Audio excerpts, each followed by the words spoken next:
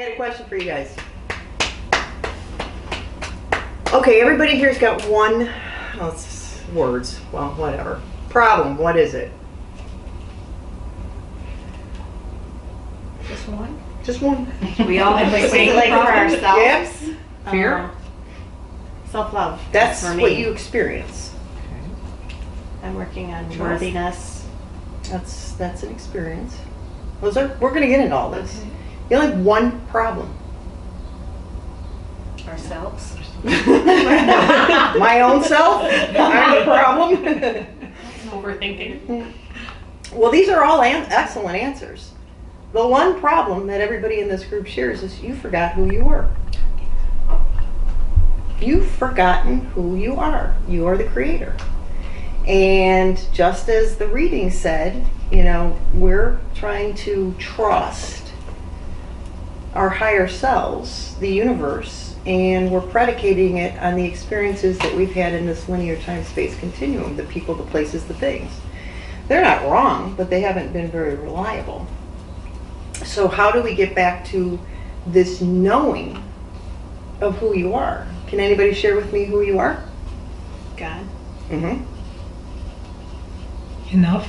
Mm-hmm. Totally.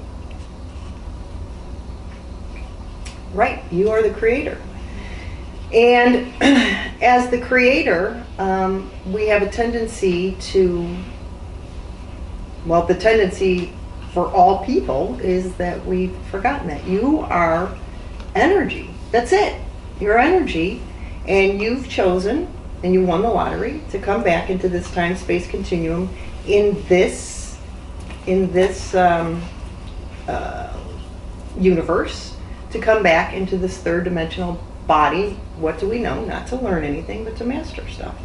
And everything that's in your vortex is here for you to play with it.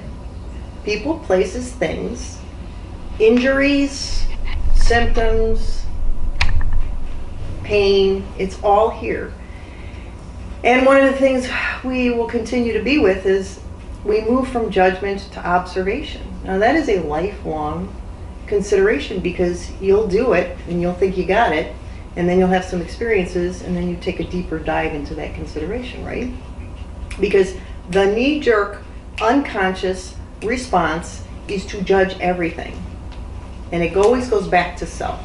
You're constantly judging yourselves. This is not going to serve you anymore. This isn't going to serve you anymore.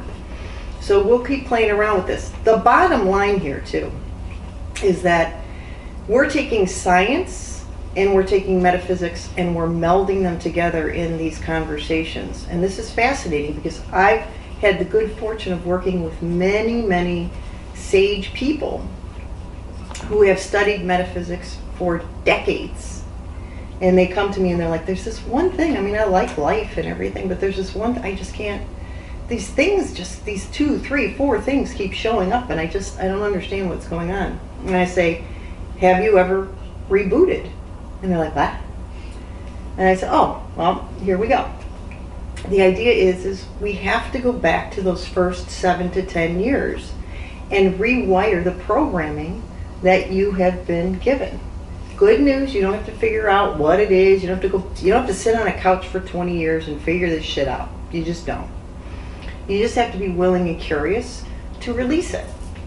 Now there's a process here.